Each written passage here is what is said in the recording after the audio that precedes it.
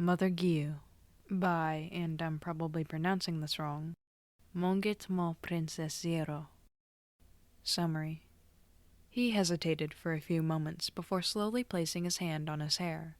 Tanjiro seemed to melt at this movement. Then Giyuu tenderly stroked his head, running his fingers through the boy's red curls. Hurt. Giyuu. Hot. Too hot. Mama. The thing in Giyuu that roared with worry fell silent for a moment, as did his brain. Then something snapped, like a rope that's been stretched too far. Or, Giyuu decides that Tanjiro and Nezuko are his children and goes feral when one of them is injured. Being an Omega is nothing to be ashamed of. On the contrary, Omegas are highly respected, mainly for their ability to reproduce regardless of gender, as their fertility is so high. But they are also highly respected for their very wild maternal instincts. Omegas are known to be gentle and loving with others, like a delicate flower or a butterfly with fragile wings. But even a beautiful butterfly can be dangerous to humans, as its fragile wings are poisonous. And if an Omega's offspring should happen to be in danger, pray to the fool who thought he was safe, for an Omega mother is capable of tearing anyone apart with her teeth to protect her offspring. There's even a rumor that an Omega mother once tore off every limb one by one of a demon that had attacked her child, so much so that now even demons are wary of them. Giyuu Tomioka never paid attention to this rumor or this kind of instinct. He didn't have time for it, and even though he was an Omega himself, after the death of his sister in Sabito, he really didn't have the spirit to love anyone, because to love would mean getting close to someone and risking losing them. Giyuu didn't want to feel that anymore. He didn't want to feel any more grief than he did now, and yet, something strange happened on one of his missions. His heart beat with a feeling that he hadn't felt in a long time, or ever before. Was he worried? Was that why he'd let this demon live? No, this demon, Nezuko, had protected her brother instead of devouring him like all youngsters do. She was different. But perhaps the brother's imploring face, Tanjiro's, filled with sadness and dismay, had reminded him of part of himself. He was not to become attached. When the boy awoke, Giyuu would show him the way to his former master, and he would leave without delay. Yet, when the boy clung to his arm after waking up, his face pled to stay, and Giyuu couldn't think of anything to say to refuse his request. And something in his heart and in the pit of his stomach was screaming at him not to leave, not to abandon these two little ones. He helped Tanjiro bury his family, praying for them and wishing them to rest in peace. Tanjiro thanked him for letting his sister live and for helping them. Then they parted. Even though that thing inside him raged and ordered him to stay with them. Giyuu had other missions and couldn't waste any more time. He had failed to save the Kamados, and he refused to fail again. He was still too ashamed to face his master after the failure of the final selection. He told himself that once Tanjiro and his sister were with Orokodaki, he wouldn't have to worry about them anymore. He wasn't that worried, it was just that weird thing inside him that played with his mind and confused everything. Yet he received daily letters from the boy, telling him about his training and asking him to visit them. He never answered them, though sometimes his fingers would twitch, ready to grab some ink and respond. And sometimes he thought, why not? I'm not that far away from Orokodaki-sensei, before interrupting his own thoughts and mentally kicking himself for daring to suggest such a thing. Tomioka-san. Giyuu froze. He gave in. He finally listened to that strange thing in his stomach and agreed to Tanjiro's request. So, here he was, a few steps from the little house that had been his home for a while, his former teacher at the door, his Tengu mask still on his face. His heart was beating strangely fast. He could hear it in his throat and in his ears. His hands were clammy. It had been years since his hands had been this clammy. He was anxious, facing his teacher after having been a poor student, after having given little sign of life. Giyuu was filled with guilt. But Giyuu didn't really have time to reflect on these thoughts or backtrack, because a little ball of energy named Tanjiro had just jumped out at him, talking excitedly about his training today, and how happy he was that he'd come. but also that he absolutely had to see the progress that he'd made. Giyuu looked at him a little surprised at first, then with an emotion he didn't really understand. He wasn't really relaxed. Tanjiro was clinging to his Haori sleeve, which made Giyuu a little uncomfortable, as he wasn't used to physical contact anymore. Yet a gentle warmth settled in the pit of his stomach, and an urge to ruffle the young Omega's hair caught him off guard. He did nothing and continued to look at the young boy. Tanjiro gradually stopped, and his smile slowly disappeared along with his words, revealing on his face an expression of concern and remorse. He let go of his jacket sleeve and took 2 steps back, surprising the older Omega, who didn't really understand the change. Tanjiro lowered his head as he scratched the back of it, looking embarrassed. "Sorry, Tomioka-san. I didn't mean to make you feel uncomfortable." Huh? Had he said that out loud? No, he didn't think so. Then why? Ah, that's right. Tanjiro has a good nose, like his old teacher. Maybe he sensed his embarrassment. "It's nothing. It doesn't bother me that much." He'd get used to it, eventually, he supposed. Giyuu. Giyuu swallowed as he heard Orokodaki-sensei calling him. He took a deep breath and turned towards his former teacher, who had moved closer to them. He couldn't utter a single word until he was engulfed in a strong but warm embrace. He felt like crying, but he held back. He shouldn't. He had to hold back. He continued his missions, but now came back more often and observed Tanjiro's progress. He'd gotten much closer to the boy without even meaning to. He tried to keep his distance, knowing what would happen if he got too attached. Something bad would happen to Tanjiro, because Giyuu's cursed, and he'd cry himself unconscious again. He wouldn't. He just couldn't. Sabito's loss was still too painful for him to lose anyone else. Once again he climbed Mount Sagiri, but this time there was something strange about it. Giyuu could feel his heart beating in his chest, but he couldn't understand why. It was when he saw Tanjiro running towards him, a big smile on his face, that he realized it was excitement. And he was smiling too. A small smile, yes, but a smile nonetheless. He never ceases to be impressed by the young boy's endless energy, even early in the morning, like today. "Tanjiro, are you off to train?" Giyuu asked, seeing the young Omega in his gear. Tanjiro nodded, his smile as radiant as ever. Giyuu patted the top of his head and sent him off to work. He knocked gently on the door and went inside. He found Orokodaki-san at the fire to light it. The old man, hearing Giyuu enter, turned to him and showed him the steaming bowl of hot rice. Giyuu once again felt a small smile stretch across his lips. Giyuu had gotten used to this little routine. He'd come, eat, train on his own, and sometimes help Tanjiro. He also helped keep an eye on Nezuko. She had fallen asleep almost as soon as she got here and hadn't woken up yet. Tanjiro was very worried, and Giyuu was too. It irritated him a little. He promised himself he wouldn't get attached to anyone again, and despite his efforts to not get close to the Kamado siblings, he knew it was too late, and he was already carrying them in his heart. And that thing that usually raged in the pit of his stomach was happy and calm, even if Giyuu couldn't understand why he was so happy. Still, he'd come to understand. A year had passed, and Orokodaki-san had announced to Tanjiro that he had nothing more to teach him, so the young boy kept repeating what he'd already been taught. But Giyuu came whenever he could to give him advice. This morning was similar to the others he'd been to. It was early in the morning. The sun had just risen. As he arrived in front of the house, he spotted Tanjiro as he often did, surely preparing to climb the rest of the mountain to continue his training. But something was odd. Tanjiro was motionless, leaning against the side of the house. His breathing was jerky, as if he'd been running. The smell he gave off was troubled, almost frightened, panicked. Giyuu felt as if he'd been immersed in cold water, his mind clouded with worry. He ran over to the young Omega and caught his eye. His cheeks were flushed and he was sweating. It wasn't heat, he wasn't giving off any pheromones, which meant Tanjiro must be ill. "Giyuu." The young boy finished his sentence with a dry cough irritating his throat. Giyuu couldn't quite remember when Tomioka-san had become Giyuu, but he didn't mind. He liked it.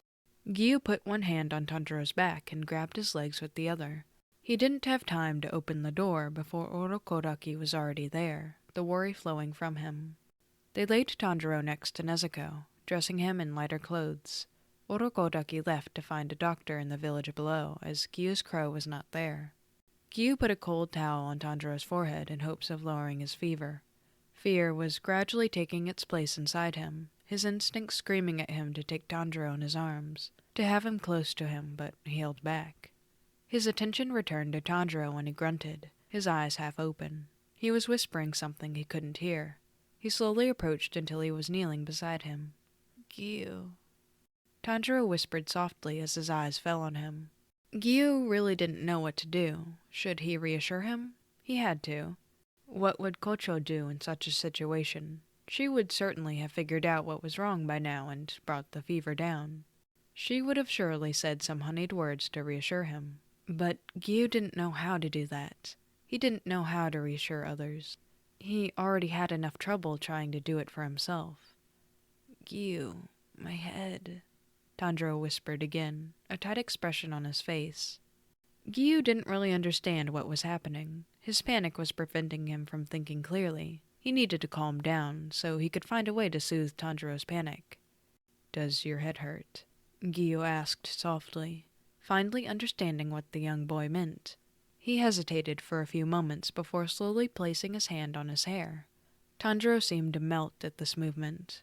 Then Giyuu tenderly stroked his head, running his fingers through the boy's red curls. "Hurt. Giyuu, hot. Too hot, mama." That thing in Giyuu that roared with worry fell silent for a moment, as did his brain. Then something snapped, like a rope that's been stretched too far. Giyuu let himself drown in his instincts.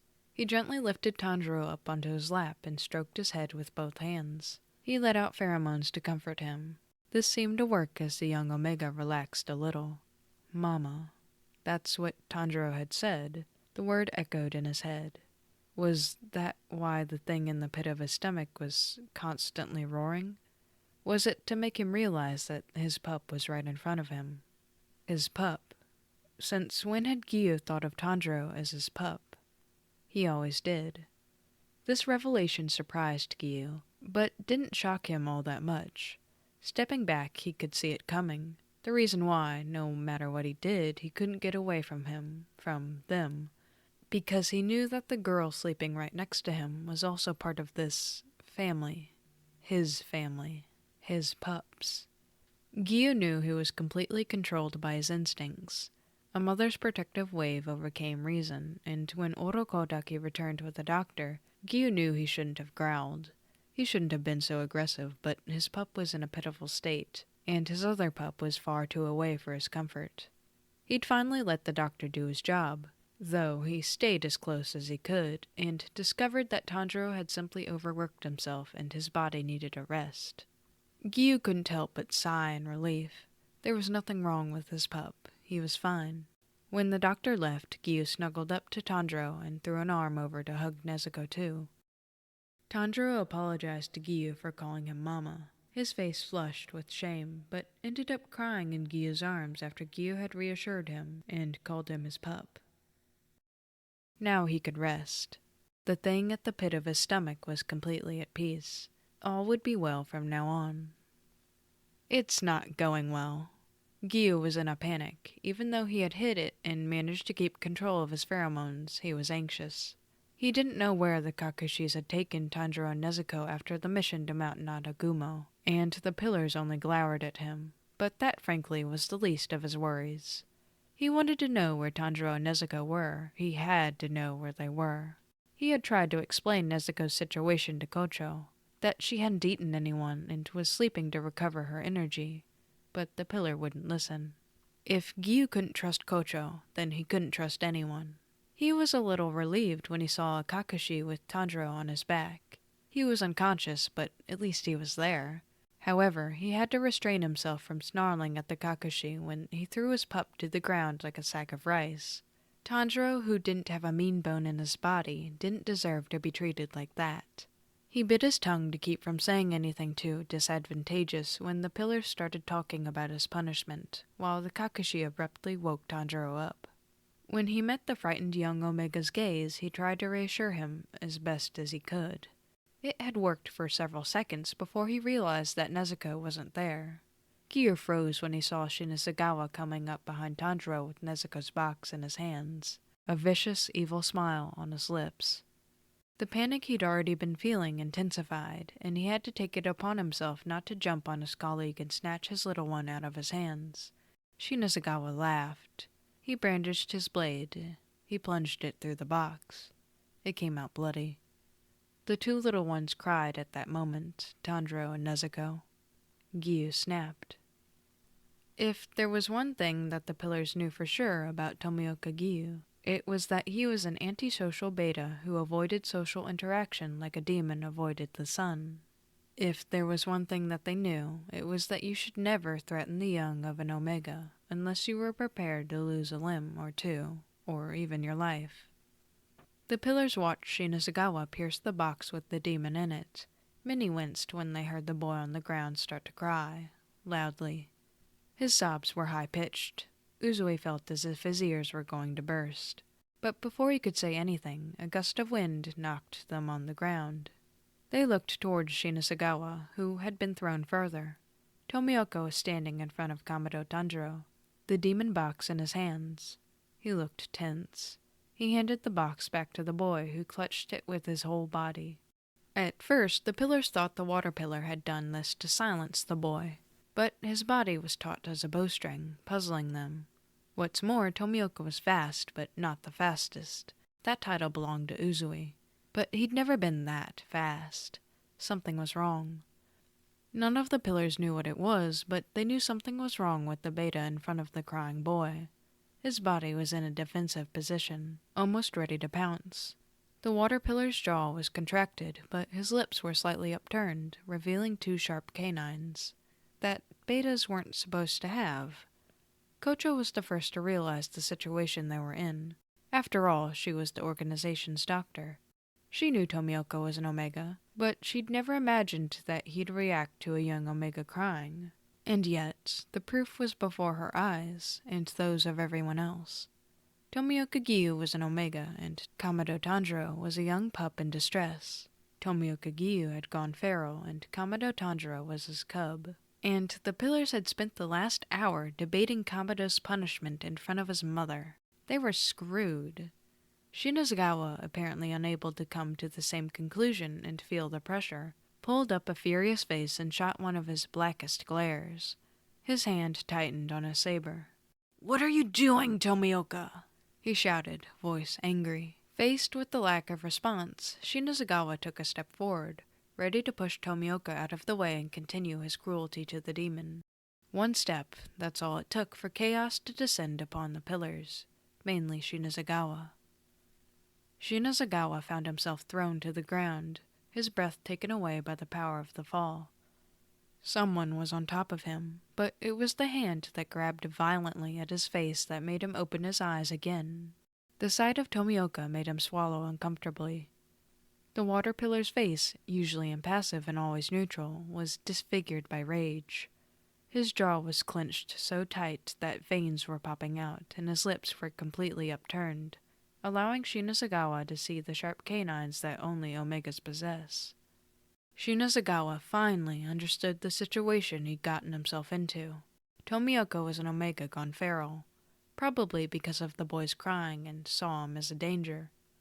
Which also explained the iron grip the Omega had on his jaw. Shinazagawa was sure he'd get a mark later, but that was the least of his worries, especially if Tomioka had gone feral. For several minutes, all that could be heard was the young Omega's incessant crying and Tomioka's protective, enraged growling. Then, both noises calmed down. But Kamado never released his box, just as Tomioka never loosened his grip on Shinazagawa's jaw. It was in the slight moment of peace that Shinobu chuckled, loud enough to attract the attention of everyone, including Tomioka, who turned his head slightly towards her, gauging whether she represented a danger or not, before returning his attention to the man below him who hadn't moved a muscle. "Wow, what an annoying situation," she explained softly with a falsely happy tone. "I don't see why you seem so happy. Would you like to share your thoughts?" Iguro said dryly. As far as he was concerned, nothing about this situation was amusing enough to laugh at or even smile. Tomioka, who everyone thought was a beta, was actually an omega, who apparently saw the damn kid with his damn demon sister as his little one, and went feral when he started crying. Because of this, the organization is going to lose maybe 1 or even 2 pillars because of Tomioka. "Don't be such a pessimist, Igoro-san," said Kojo, all smiles. "You have to look on the bright side." Uzui raised an eyebrow, clearly unconvinced of this bright side, but decided to ask anyway. "Now we know that Tomioka-san is an omega, and that he feels emotions," the insect Hashira cheerfully replied. Silence greeted her for several seconds until Shinazagawa, clearly on edge from both the rage he feels towards Tomioka and the anguish of having his throat slit by the famous Tomioka, finally exclaimed, venom in his voice. "That's your good side? I don't know if you've noticed, but I'm—" Shinazagawa couldn't finish his sentence, as Tomioka clamped his hand over his mouth, while digging his fingernails into his cheeks. Enough to let a droplet of blood slowly trickle down. The Omega brought his head up closer to the Alpha's face, his voice now a growl. "Speak again. Make one more move. Whatever you have to say, whatever you have to do. One word, I'll kill you. One move, I'll kill you."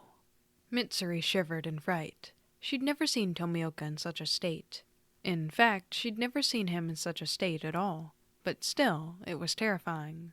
Someone had to stop him or Shinazagawa would be in a lot of trouble, or even worse, he could lose his life. But Mitsuri wasn't stupid. She knew that if anyone interfered, he or she would risk becoming Tomioka-san's new target.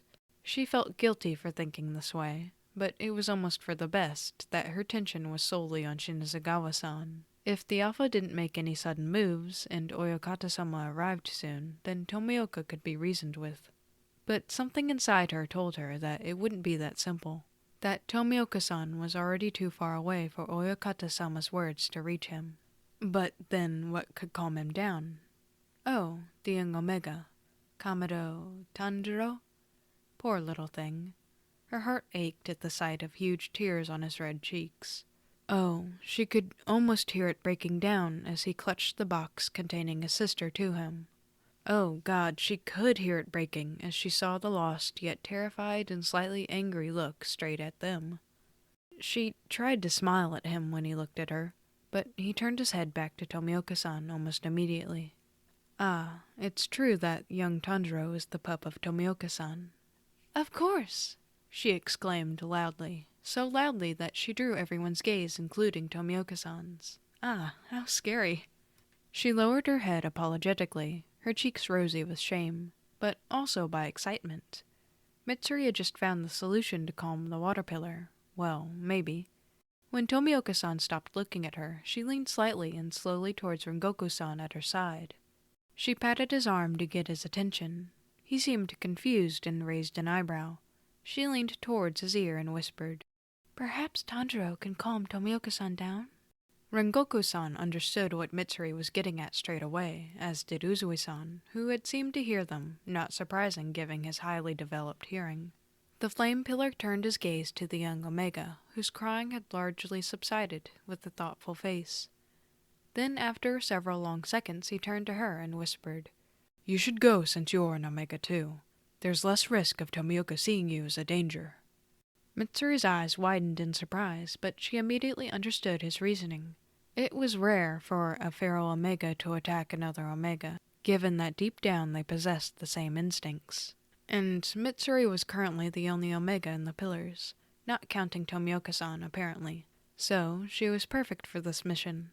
She took a deep breath to calm the anxiety, then moved forward still crouching to draw Tomioka's attention as soon as possible to the young Omega, all under the surprised and hesitant glances of her colleagues. When Mitsuri reached young Tanjiro, she stopped just a meter away from him, as to not stress him further. Mitsuri stared at him with as much confidence as she could muster. "Tanjiro-kun?" she asked softly, almost in a whisper. Mitsuri didn't want to stir up Tomioka-san's hatred of her. Tanjiro swallowed softly and nodded slightly, showing her that he was listening. The love pillar couldn't help but feel her heart pinch as she saw him clutch the box tighter against him, as if she were trying to steal it. Concentrate, Mitsuri. You've got a mission. I know we haven't been welcoming and kind to you and your sister, Mitsuri began, her voice as low as ever. Was it her, or did she feel a presence behind her? Probably stress. She continued. And I know asking you this would probably be unfair of us, but do you think you can calm Tomioka-san down so that he doesn't kill Shinazugawa-san? Please? She was smiling, but she could feel her nerves twitching, not from anger, but from anguish, stress. Her instincts were screaming at her to turn and walk away, and it didn't help when she noticed where Tanjiro's gaze was riveted, right behind her. Her instincts were screaming danger. A cold shower. That's how it felt when she realized the presence behind her was not her imagination, but Tomioka-san, who must have seen her coming. Her whole body began to sweat, and she was sure she'd accidentally let some stress pheromones escape. When she finally found the courage to turn her head, she felt faint. Tomioka-san is terrifying. His jaw was clenched, but unlike Shinazugawa-san, his lips were pursed together. His eyes were wide open, scrutinizing her every move. He had lowered himself to waist level, standing with his hands on his knees, head bent horizontally. Mitsuri had even had the impression that his eyes were shining like a lantern in the night, and he did not take his eyes off of her. Maybe she should say something to reassure the clearly distressed mother, because yes, mainly out of distress. No surprise there. Tomioka-san was surrounded by 8 very fit humans, including several alphas who, if they decided to join forces to stop the Omega, could probably do him a lot of harm. Mitsuri had to reassure him, tell him that she meant no harm to his little one, but the words stuck in her throat. Mitsuri felt her body shudder again as she saw him open his mouth. What was he going to say? Was he going to threaten her as he threatened Shinazugawa-san? Was he going to ask her to stay away from his little one? Why? Was all that he said. Mitsuri froze in incomprehension. She expected anything but this. All of the others seemed to be in the same predicament as her, if the sound of surprise and confusion indicated anything. Why what? She asked softly. Tomioka-san stared at her in total silence for several seconds that seemed to last for hours, then answered. Why should I spare him? His voice was as icy as the mood his answer created. Mitsuri could see the concerned alpha tense up more than he already was, out of the corner of her eye. Would he have spared my pup if I'd asked him? If any of you had asked him? Mitsuri didn't know what to say, because deep down she knew the answer. No.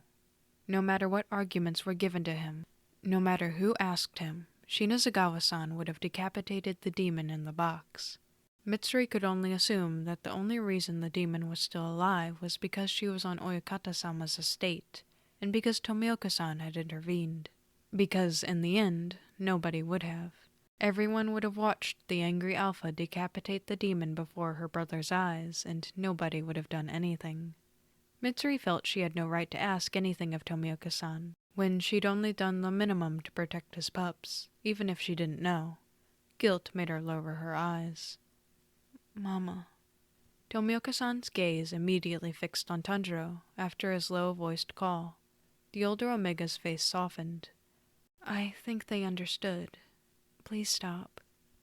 Mitsuri could almost hear the pleading in his voice.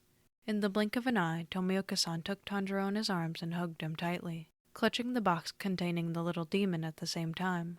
Mitsuri saw him gently rub the youngster's back and press his head against his face. Mitsuri sighed with relief and slowly moved away, not wanting to alert Tomioka-san, who seemed to be calming down at least. No one had died. A miracle. When she looked at Shinazugawa-san, she saw he was still lying on the ground in the same position, his almost absent gaze fixed on a cloud above him.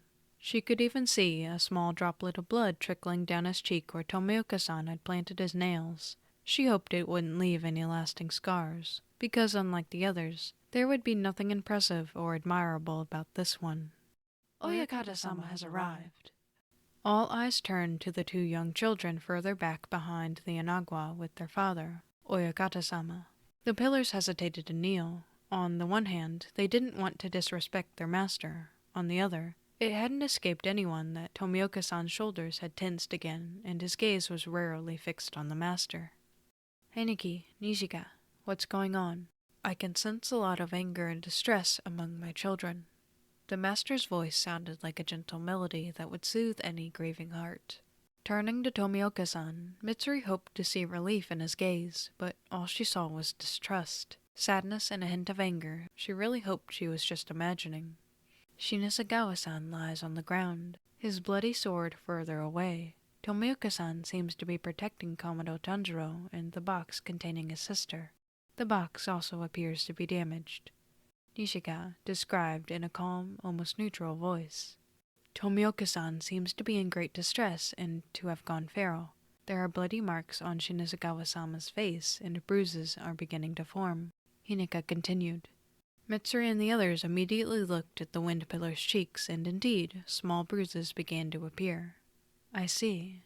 Oyakata-sama's voice sounded tired, almost disappointed.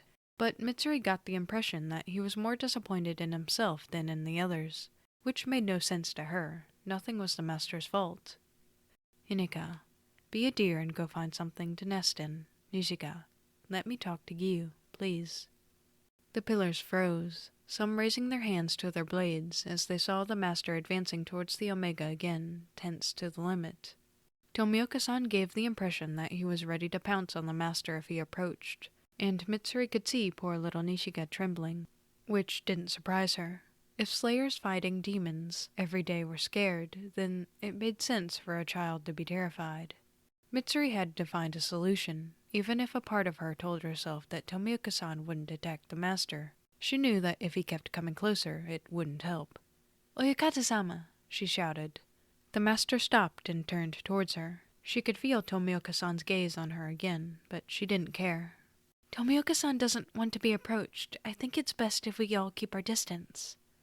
And maybe she'd shouted a little too loudly, breaking Uzui-san and Shinobu-chan's ears, but at least she'd managed to stop the master. And she was pretty sure that there'd been a little gratitude in Tomioka-san's eyes, or at least his face had softened a little as he looked at her. "1 point gained. Mitsuri, don't spoil it." Oyakata-sama lost himself in thought for a few seconds, then smiled tenderly at her. "Thank you for the warning, Mitsuri, but I'll have to get closer so I can apologize to Giyuu."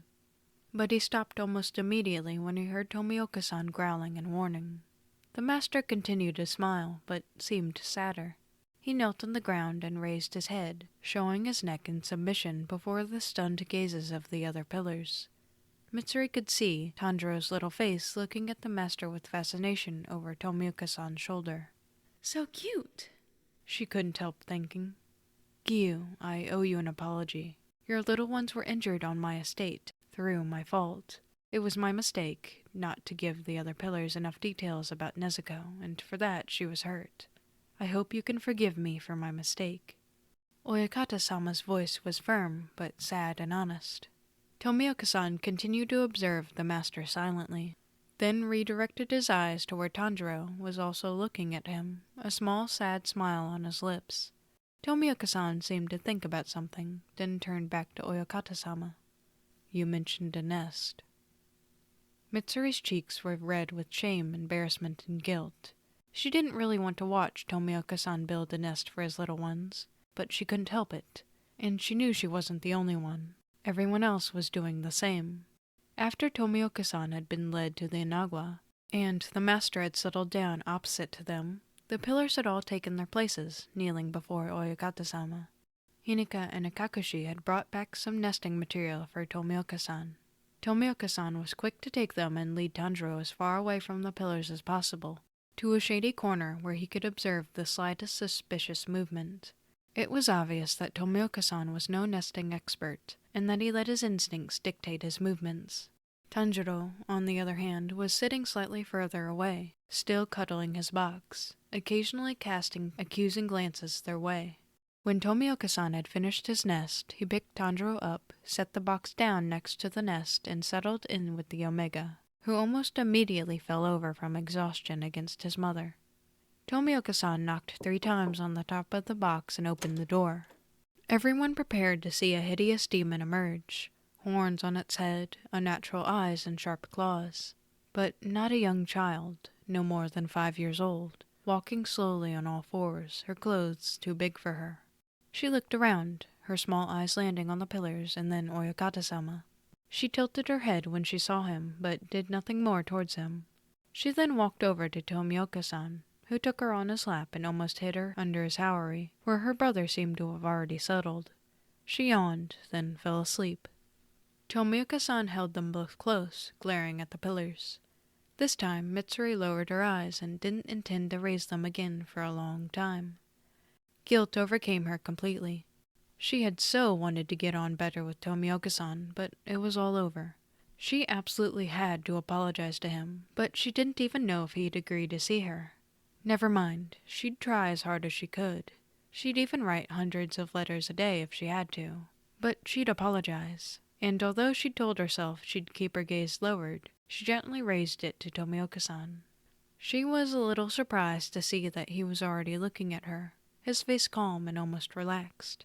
She smiled at him a little, the feeling of hope returning to her. Perhaps all was not lost. This time she would become Tomioka-san's friend. Not to be dramatic, but I would slay demons to see this as a spin-off episode. Okay, and hear me out. We need to normalize this. I want that after every anime is finished, or manga or whatever, the next season is just a bunch of spin-off episodes of like alternate universe what if episodes of what could have happened if something changed. And every episode is different. It's just like little spin-offs of different things. Like, this needs to happen. I want this to be normalized. Thank you.